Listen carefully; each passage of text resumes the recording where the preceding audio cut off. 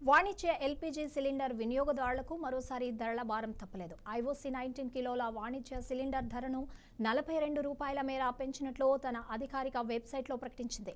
కోల్కతాలో ఈ పెంపు మరింత ఎక్కువగా ఉంది. ₹53.50గా నమోదైంది. అలాగే 5 కిలోల ఫ్రీ ట్రైడ్ ఎల్పీజీ సిలిండర్ ధరను కూడా ₹11 చొప్పున పెంచినట్లు వెల్లడించింది.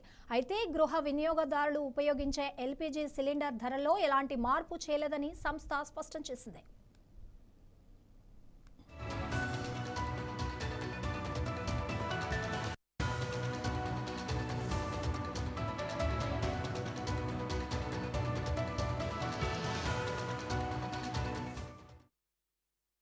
దేశంలో ఎల్పీజీ రీటైల్ ధరలను ఇండియన్ ఆయిల్ కార్పొరేషన్, భారత పెట్రోలియం, హిందుస్థాన్ పెట్రోలియం వంటి ప్రభుత్వ రంగ సంస్థలు సమన్వయంతో నిర్ణయిస్తుంటాయి.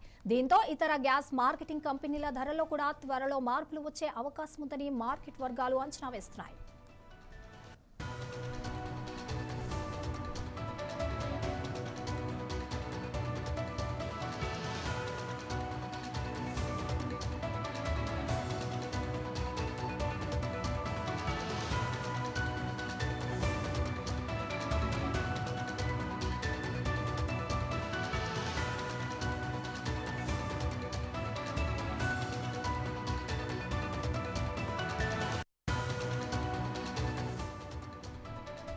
అంతర్జాతీయంగా ఇరాన్, అమెరికా మధ్య ఉద్రిక్తతలు, హర్ముజ్ జలసంధి వద్ద రవాణా అంతరాయాలు భారత్లో ఎల్పీజీ సరఫరాపై ప్రభావం చూపుతున్నాయి.